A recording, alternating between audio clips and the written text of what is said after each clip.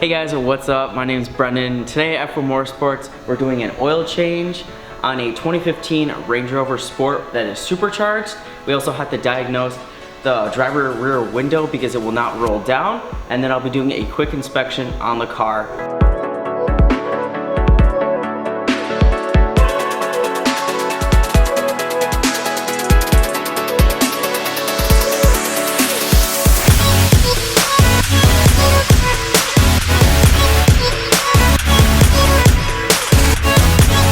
So a lot of time when we're doing oil changes, we'll see an oil leak, and it would actually be from the crush washer on the drain plug. A lot of people do not replace them every time they do an oil change, and therefore they can leak.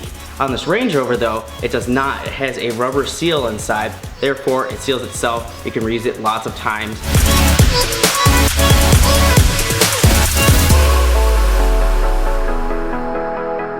The oil is drained, we have the skid plate back on. Now I am going to remove the oil filter and change that. It is a cartridge filter. It is not a screw-on like most cars, so when you take it out, you're gonna have to take out the filter, replace the little O-ring, and then it screws back in. Here at F1, we use liquid moly and Moltol as oil for our vehicles. In our opinion, they really exceed the standards of the OEM oil, therefore cause better cooling and just makes the engine run better. And this car in particular takes 0-20. So it takes 8 liters, I'm gonna fill it up, and then I will work on the window. All right, while Brendan's working on the Aston Martin, I've got to figure out this window. So first thing we got to do on this is pull the door panel off to access the window motor assembly. Because we have to test for power to the window motor and to the module, which is behind the door panel. So for that, we got to take some clips off.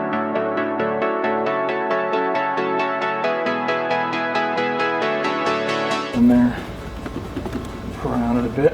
There we go.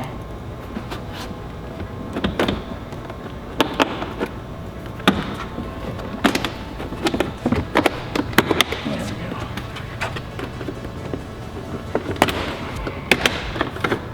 We start feeling tension in weird places. That's where we gotta stop and look for more screws, which I'm kind of getting to that point.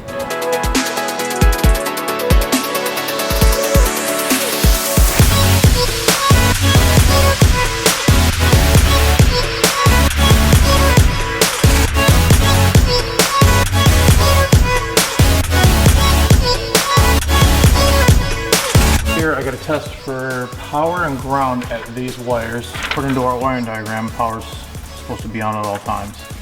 And there's our power. One of these should be ground. And there's our ground. So it's getting power, it's getting ground, and the motor doesn't work. So I was hoping that I wouldn't find power there. But now that there is, we got to continue with some other stuff. So now if this window moves, we know we got a good motor. And likely the module itself is bad. Possibly. So let's 12 here. There we go.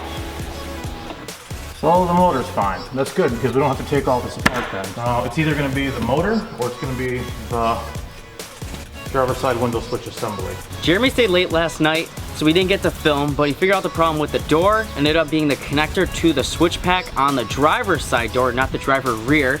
And there was some corrosion inside the connector. We cleaned out the connector, and now the windows work perfectly. So thank you guys so much for watching. Please leave a like, we really appreciate it. Hit the subscribe button to see more cars we work on in the future, and we'll see you guys in the next one.